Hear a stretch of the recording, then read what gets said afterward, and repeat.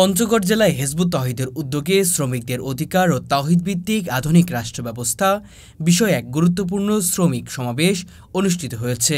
সোমবার সন্ধ্যা 6:30টায় truck, lorry, cover van ও truck পরিবহন শ্রমিক ইউনিয়নের জেলা কার্যালয়ে এই সমাবেশে স্থানীয় শ্রমিকরা স্বতঃস্ফূর্তভাবে অংশ নেন।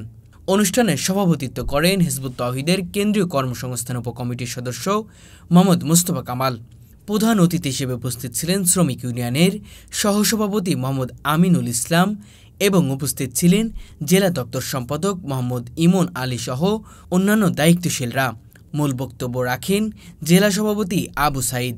তিনি বলেন, যেমন মানুষ তার পরিবারের হক আদায় করে, তেমনই শ্রমিকদেরও আল্লাহ প্রদত্ত অধিকার রয়েছে। কিন্তু আজ মানুষ স্রষ্টার জীবন ব্যবস্থা বাদ দিয়ে মানুষের বানানো ব্যবস্থা অনুসরণ করায় সমাজে অশান্তি, বৈষম্য বাড়ছে।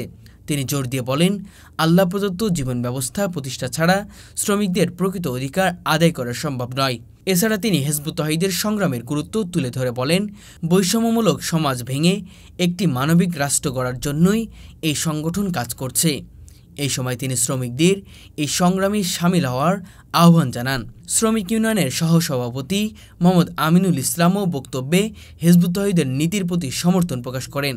সমাবেশে স্থানীয় শ্রমিক ও ইউনিয়নের সদস্যদের ব্যাপক উপস্থিত ছিল।